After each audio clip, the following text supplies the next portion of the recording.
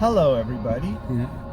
All right, howdy, folks. It's February 1st. Happy Brexit Day to Great Britain. That's right. Almost Groundhog Day. Almost Groundhog Day. Almost St. Bridget's Day for the pagans. It's another gray day in Toronto.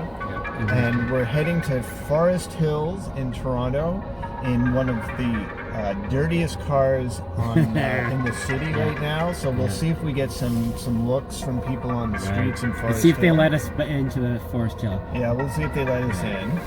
And who are we going to visit today, Charlie? Yeah, so first of all, we're heading back to Lonsdale Gallery, which is where we did our very first Winging It.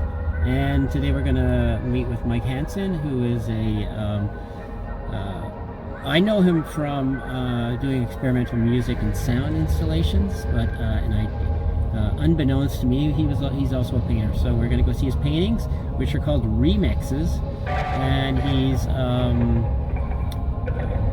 playing on the idea of musical remixes and turning them into paintings. So let's go check that out and have a chat. And be winging it with Mike Hansen. All right, so here we are on Spadina. We're heading into Lonsdale, and there's one of Mike's paintings there. And we're taking a look through the window. And all right, let's go inside. Okay. All right, maybe you can get the door there, Mark, and I'll film. All right. All right, look at this. Oh, yeah, these are amazing, eh? So.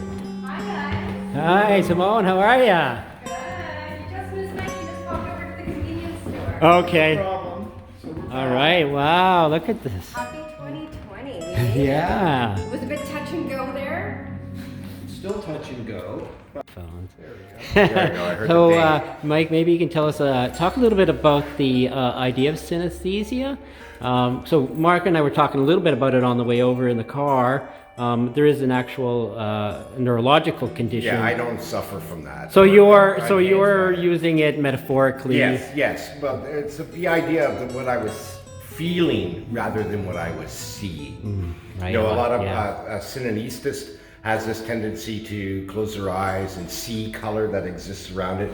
For me, I was sort of playing with that idea because I don't live a synesthetic existence. Yes, yeah, you're right? not like This plagued is- by this is- color. This is one of the questions Charlie and I were talking about in the car on the way over as well. When you're creating a painting, and the paintings are based or inspired by a particular musical piece, either Yes. a song or a piece, are you listening to the music as you're painting? I'm Are you listening to the thinking music. about the music separately? Are you Both. both? Okay. So I'll listen to the music when I'm working the painting out. I sort of take a Jonathan Lasker approach to working out paintings. I don't know if you're familiar with Jonathan Lasker, the abstract expressionist. Yeah. But he Lots of lines and stuff. he drew everything out before he actually approached the canvases. These are drawn out. Yes, I make sketches, computer-based sketches. On the computer. So they're and not then- poured. Like they look poured. Oh, no, But they're not poured hand directly, painted, all they're brush actually stroke and painted. drew- Yes. Yes, all- okay. Everything's actually hand painted. So you're working on the computer while you're listening to music, Yeah. and then when you transfer what you see on the computer onto the canvas, are you also listening to Yeah, music? I usually put the piece on repeat, except for this one was over an hour long, so. So you did listen to, what was the name of this one? These are all remixes, right? These are Right. remixes. These are visual versions of, Yes. of the song. Yeah, it's about the reorientation of a song into something new. Right, yeah. So maybe you can talk about like so you're talking about remixes from the music, which is kind of different, where you have a song and you give it to a different producer. and Well, this they is will very much the revision same it. way, right? Yeah. Because I'm a different producer. Yeah, As yeah. opposed to yeah. altering the song sonically, Yes, I'm yeah. altering it into Yeah, a visual yeah, form. yeah. Right, and that's Yeah. the whole notion of the remix. I like the term because it's one most people understand too. Totally, And totally. there's a grasp right there of, they've altered it. Right. For sure, Right. yes, yeah. You know, I used to do, with my paintings, I used to take them and then put them in the photo program, and I called them remixes, but they were like photographic alterations. Yeah, well, that's Yeah, the same thing. same sort of It's thing, still yeah, remixing the source material into something different, but still keeping reference to the source. Right, right. And here you're obviously hitting right into the whole abstract nature of music itself. Well, because most of the music I listen to is abstract. I'm a very big fan of experimental music, 20th century classical music, but really big on improvisation. Improvisation plays a big role within the music I listen to, the music I produce, as well as my artworks, because they're all like installation-based works and things like that, which we touched on earlier, are all based on improvisation. So there's nothing, everybody's allowed to create what they want in those situations. And the extent to which the paintings themselves are improvisations, can you kind of walk us through that process? Because you said you start with a sketch drawing. on or... Well, that's I guess the improvisation is making the drawing, and then I play around with the colors until I find what's making me feel in tune with the piece of music. Okay. And I'm taking that piece of music and putting it into a almost like graphically but painterly form. It's all about shape, gesture, and movement of paint. So we have like manufactured grips. Yeah, so I was going to say it's a simulation of kind of spontaneous. I actually used to do paintings with drips and stuff, and me too. Giant ones, and they were like, they were based on maps, and they were sort of like this. So it's interesting to have then a simulation of that kind of flowing. Like the highlights in the painting that come out as drips, yes, right? Yes, yeah. Because those are the things that in an abstract painterly mode are the accidents that happen. Exactly. Right? Yeah. In improvisational music, the accidents happen to be some of the best parts. Absolutely. Right? Yeah. And here the drips play on that, and so. And the chance juxtapositions that happen in improv and So what happens, let me just go ask ahead, this. Kind of a technical question or a technique question. You're making your area of color, the blob of color, if you will.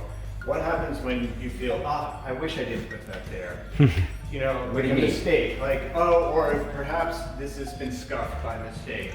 Because these are very solid, hard edges, and I notice there's a lot of white here, right? So that's why I worked them out beforehand. But So what you if keep what that if big in the space. process of making a painting, you do something where you go, I wish I didn't do it that way, or Well, I can come back and change it. There's just so wonderful. yeah. Are you working with acrylic? Are you working with acrylic? Yeah, it's all. Okay, so acrylic is so easy. Yes. Okay. In I that work with sense, acrylic. It's easy to repair. Yeah. In that. Well, I never make a mistake, so. No need.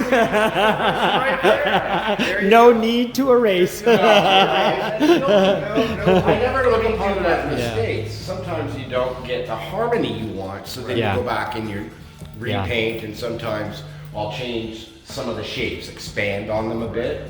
If I don't feel it's working the way I want it to, or I'm getting the crossover or the movement through it I want, then I'll start to play with it again. Okay. Yeah, some of the paintings take a lot longer than others. Like they don't always follow the original drawing, the original color thing that I do in Photoshop. And we were also talking about this in the car. To what extent do you cheat a little bit and say, okay, this is supposed to be about this experimental piece, but I'm actually listening to Miles Davis right now. Well, that's different. Not when I'm making the original drawings. Okay. All right. See, once I put, once it's on the canvas and I started, it's still based on that original drawing. Okay. Right, and then whatever music I listen to. The source I do is the try to same, work yeah. with it. Yeah. Like this is like a very long David Sylvian piece. Okay. Oh, which one? This one. I can never remember the full title, but there's a light that enters house with no other houses inside. Oh, right on. I love David Sylvian. Yes, but David Sylvian started to hang out with all my favorite musicians. So he's playing all of a sudden with people like Christian Fenech and that whole Austrian crew of like Martin Brandelmeier, people like that. And then he did records with Derek Bailey when he was alive and stuff. So he moved way out of that. and He moved out of that whole thing that was the punk Japan, rock and, Japan new wave, smooth, and which is beautiful. Like he made some amazing music, but even the early David Sylvians, right? This one actually has a poet that reads throughout the whole piece. Right. David Sylvian played piano. I remember in the '80s I did a performance piece with Words with the Shaman album. Yeah. That was amazing. Yeah, so all of these have references back to music. There's only one pop piece here, that's in the window. All right. Okay. Yeah, we were wondering about that. Yeah, not this one, but this one. This piece here is a Luke Ferrara piece. Oh no, it's not. It's Noel Bote, who is a guitarist. Okay.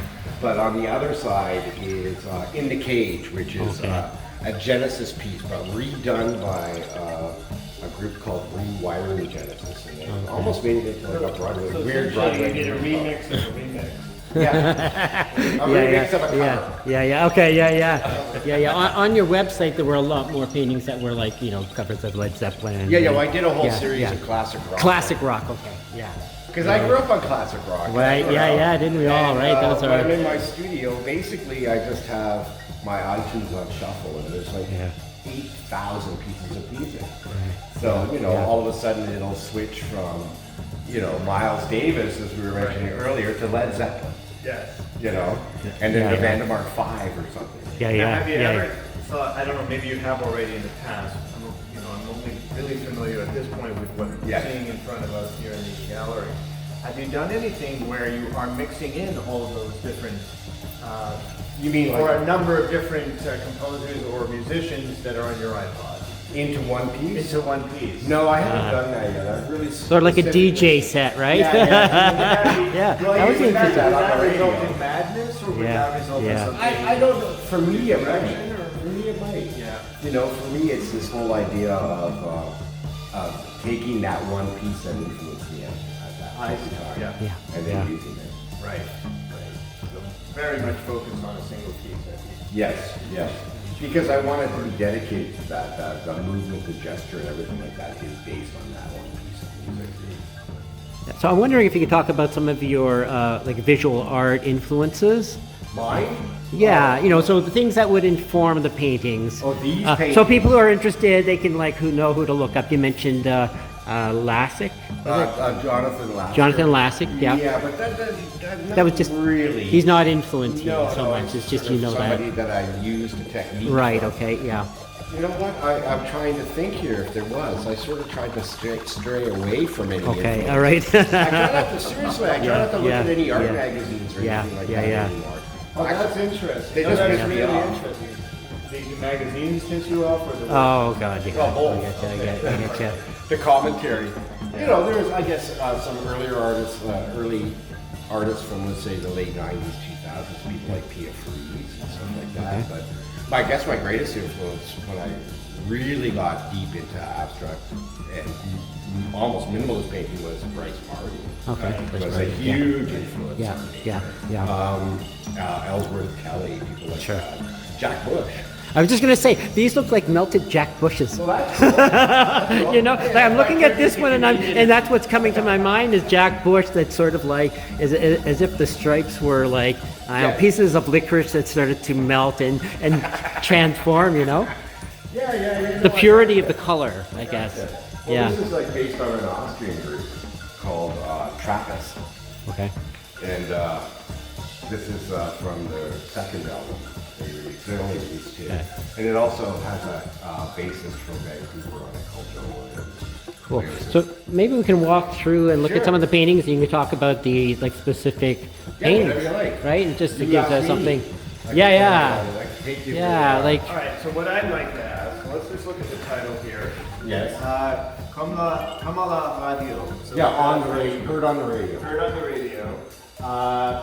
You're listening to this song, to this piece, Yeah.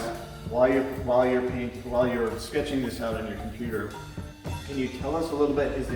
Can you tell us a little bit about how something you've heard turns into something like this? See, Is there anything that No, there isn't. Is there any way to articulate that? No, Or I is it don't just believe it purely is. a feeling. Yeah, it's just a vibe thing that happens. Yeah. Though there is a language that's starting to develop through it all. Yeah. Right. Right? So, about 3 years ago, I started making a series of drip paintings based on music. So I'd be listening Sure, to this, yeah. spreading and throwing Sure, paint yeah, down. yeah. And they weren't really working. So I took some of that idea and retranslated it into this, Right. which something I'd thought about for a long time. And then decided, okay, I'll have the balls to do it now. Right. So I painted over a couple of those Okay, paintings in yeah. the early ones. and figuring out, okay, how can I play with this and make something I feel simpler with a lot more space in it. Because I really like the negative space. You know, the white really works for these. Yeah. Absolutely. And you say the negative space. And that's kind of why I was asking if there was Yeah. something on here that you might be dissatisfied with because of this so much, because of the prominence of the white and the usefulness of the white. Yeah. I mean, you get to the point where it's like, oh no, I've made it there's too much color here. I want more space. Or the opposite. You know, I mean, as you look, Yeah. when you look at it, there is the balance of color and white. Right? yeah. It's almost like Each work there's looks a so fairly yet there's so much spontaneity in it at the same time. I can't help it. You know, I know myself. I'm never satisfied. I'm not as good as you, Mike. Obviously, you don't make mistakes.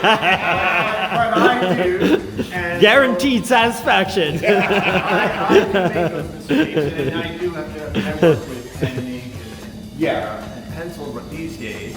But even when I was working in oils, there was a lot of. I always had to change things. There always had to be things that are corrective. And you know, obviously, you know, there is the obvious level of the component of spontaneity. Yes. But at some point, do you ever get to the point where you're like, oh, I want more white here, or I mean, more brown is easy, but I want this, I've overdone this part. Oh, yeah. Over Gesso, emphasize I'll take something. it back out with some gesso and some sandpaper and take it over down and then push it back and then restructure it. But I do work them out really, do like series of drawings in the computer first. Right. So I'll start with the first one. Oh, I'm happy when I'm singing a 1, 2, 3. This is Jim O'Rourke. Oh, right on. I Okay, love but- Jim O'Rourke. Yeah, for sure. This is like a really great experimental period, and at the same time, there's another painting here that you have at the back, which is called Chit Chat, which is from the same time Okay. as Zaki on the cassette player. And they're all from the same sort of New York downtown. Yeah, absolutely. Yeah. Right. So, Yeah. but sometimes I'll do up to 5 or 6 drawings to figure it out. I'll sit on it for a bit, right, before I approach the canvas. And like most of us on tour, so I really gotta work out how I approach the canvas. I don't have money to. Don't want to be wasting paint and Yeah, but I also been resources. experimenting a lot with watercolor, like doing 12 by 16 inch Okay, watercolors. So I would draw them out of the computer too and try to play with them on watercolor paper and then see how the colors would play. And they're more transparent than these ones, they're a little more solid. sure. But Yeah. there's a lot of There's an opaque. Yeah. which I tried not to push away because I didn't want them to look like they were prints or something outside of. I wanted that hands-on skill. Yeah. I mean, they're interesting because they do work, say, online or probably as print, but when you see them in person, and this is something that I've been coming to realize over the last, say, 20 years, 10, 20 years, is that no matter how great things look in a magazine, you got to see them in person. Yeah. You know, there's an energy to them, there's the, flesh and blood Yeah. quality to them that you're just not going to get. Like these, I was enjoying them online, but just the reflected light, really. It's reflected light, right? It's just... You can't get the vibrance. You can't Yeah. get the Yes. vibration, the vibrance. Yeah, like I was saying, when I paint them that you do sometimes, in person. like I have to go away and step away because the color lines start to vibrate and then I can't see where the line is anymore. Especially if you're playing with complementary colors, it's just like... This is why, people in Toronto, you have to come out to the Lonsdale Gallery soon. See this stuff live. You really do, and the musical quality really, you really feel it when you see it like this, right? So some of these have things that have been painted out. Like I can't remember if this one did. I think I brought the blue all the way through and then I did Right, yeah. Because I wanted things to this. Yeah, The that Hands Hoffman push-pull happened. Yes, the really overlapping intertwined. is really effective, right? This, like right here with the, Yes. it's almost like the impossibility of the purple being in front and then behind at the same time. Yeah, I guess it's kind of an Escher thing, too. Right, because the yellow really comes out, and then the orange has to go back for the purple to come. It's great. It's like a knot, right? Or Yeah, well, it's funny because my partner and I have been only together for 10 years, and she'd never seen me paint. Before that, I used to work in caustics, big, Okay, huge right, caustic okay, pieces. yeah. And they were all about color, right? But they were much darker and stuff. And this, she'd never seen it, and she was surprised. She goes, "I never knew you were a colorist." Yeah. All right, let's look at a few more paintings. Sure, ask me anything. Yeah. Try to answer. I think this is the invite piece. This is Lanny and Richard Skelton. Oh, also, every piece here, we have a QR code that links you to the music. Beautiful. So if you want, you can just take your camera, scan that, and it'll take you to the YouTube piece of music. Now, all these pieces of music have no music videos. It's basically the album cover, right. Somebody Yeah. Here's sound. Yeah. And now this can be the visual components. Exactly. Instead of watching a video. Yeah, there we go. Yeah, I love that idea. Actually, when I was on your site this morning, There was a couple that I had. yeah, there was a couple. Yeah, so but I love that idea. So a question is, do you ever do paintings of your own music or your own sound pieces? No, I haven't. I haven't done any of my own. Yeah, music. or like like Okay, that. that's the one I find all the mistakes. All in. right. Or like you had idea of like live painting to music would be kind of. I mean, this is much more process based, and Yes, it I probably think wouldn't he's work. a- It'd just be you like measuring out the canvas, so maybe that wouldn't work. No, I can't. No, I've always felt weird about those sort of exhibit things. Yes, People yeah. are Painting, Performance in an paintings, audience, yeah, you know? yeah. Like, I believe in performance. I think being like getting the participant to be participatory and performative is really important, but not for the artist to paint as performance. Sure. You know, if you're gonna be a performer, be a performer. You know, So do you something interesting. wouldn't make a painting and then create a musical piece based on the painting. No. An abstract, experimental musical piece based on the painting. No, not yet. Not yet. That's why I'm wondering. No, because all the Am I works are already planting a based on. seed here? No, I got you. But the pieces are already based on Music that on already, musical works, right? So yeah. in that sense, I'm taking away from what I'm trying to portray here, which is this idea of music as a visual form. I understand. So it would be interesting if somebody else made a project where they looked at your paintings and turned them into music. Was that what you're just asking? Like that'd be interesting. Where so that's like the translation. Oh, I've done that with paintings, changing into music. Yeah. There's a program called Photo Sounder. Okay. That you can take in images and it does, but it's very limited in what it can do. Yeah. So I found it kind of discouraging after a while. I couldn't really get anything out of it. Right, It just seemed to translate everything into the same sort of noise. The subtlety, it was so subtle, the changes, that you really couldn't pick up on them. You know, you know, in my music, I haven't been doing as much as I should be, though I am performing on the 23rd with the Toronto Improvisers Orchestra. They invited me to come in and sit in at Array Music. They're playing at Array Music, right on. Yeah. What day? Say that again. February 23rd. Okay, right on. Put that in our calendars. So Mark and I have a band and we play improvised electronic music. What's your band? The Body in Question. I'll send you a link. We've got a couple of Bandcamp CDs, and we've played at Only Cafe and Museum when Donald Kwan had a Museum happening, and somewhere there, Ambient Ping. And stuff. Okay. We've been to the Ping a few times, and it was always too noisy for the Ping. yeah. We thought we were going to be too noisy for the Ping too, but it turns out it's the best way to do the Ping. It worked out just fine. Yeah, I mean our stuff has like like a bit of the ambient stuff with noise kind of shot through it. I guess my big box have been able to play FEMAP a few times, right? Victoriaville Festival. Oh, you've played I've never gone. Well, it's so far away. I know. From here, it's like an endless drive. Yeah. What about Electric Eclectics? I've played Electric Eclectics. Yeah. I played with. I used to have a long musical partnership with Tomasz Krakowiak, the percussionist. Okay. And we played there with Aki Onda. We played at the Owen Sound Opera House. Oh, right on. It was one of the very first electrical puppets. It also had an installation there too. Okay, right on. Yeah, that's the Funny Farm is great, fun. Gordon's great. Yeah. I was there a few years ago. I just want to see more paintings here. So some of the paintings feel pop. I mean, I know the music isn't always, the source of the music isn't always poppy. But for me, I guess I'm just getting, it's made me happy. Okay, yeah, for sure. And for me, this is my music. So maybe this is my pop music. Yes. That's an interesting way to look. The joy of the. This is my pop music. Yeah. Even though for most people it's really strange for them.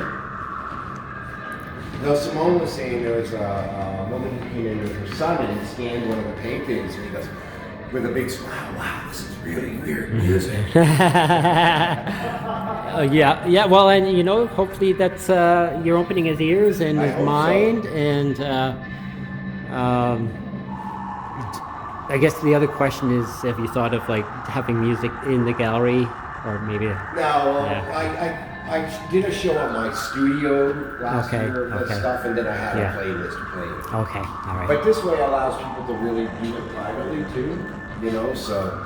And so right on, yeah. Oh, that's a great idea. Like you're listening to the music while looking at it. Actually, I did a show from 2006, I think it was, where I created a soundtrack that people came in, put on their headphones, and walked around. Oh, nice. Yeah. It was. Yeah, I gotcha. Yeah. Sort That of was like kind of cool. Soundtrack as artists walk. Yeah, exactly. Yeah. Kind of Cardiff sort of thing without the talking. Yeah. I think each piece in the show had a sound component.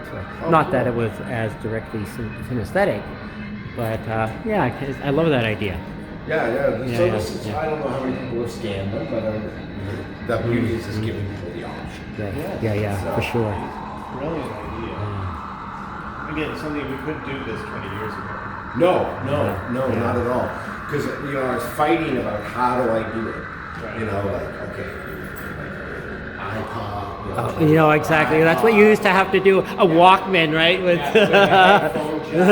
exactly. Yeah. So you cemented the piece to where it is, because it has to be plugged in. Or do you do how do they do it at the Bowie exhibit at the APO? Yes, right. Yeah. And you walked and the music changed as you walked from installation to installation, sort of thing. Yeah. But then the QR codes are just so simple, and everybody has a phone that. I shouldn't say everybody. The flip phone. There are one or two people. Maybe what we'll do when I edit the video is add some of the music. Yeah. And I'll do a link to your website and things like that. And we're going on about 25 minutes here, so we'll. If we want to keep people interested, we'll probably should finish up. Just any last comments or words? Do you have anything you want to I want to try out the code, but you're going to have to show me how to do it. I do have a phone here. Yeah. Okay. Well, why don't you do that while we're filming? Put on your phone, your camera, and then put it right on. Down to the code. Then you take a photo of it, right? No, you shouldn't have to take. Oh, you don't have to. It should take you right. It reads it, right? I don't know why it's not. Yeah, maybe it's more Apple does that. Oh dear. This is not in focus. Ignore this glitch. Cut this part out. Well, do you have a QR code reader on your phone too? Let's see. There we go. So there. There's Simone's phone is playing the music. There it is. So if you can come closer, We're taking a picture. And scan the painting, you can see exactly how This one. do that. I'm gonna try to. So this is cool. This is the music that inspired this painting. Yeah, it's kind of weird that it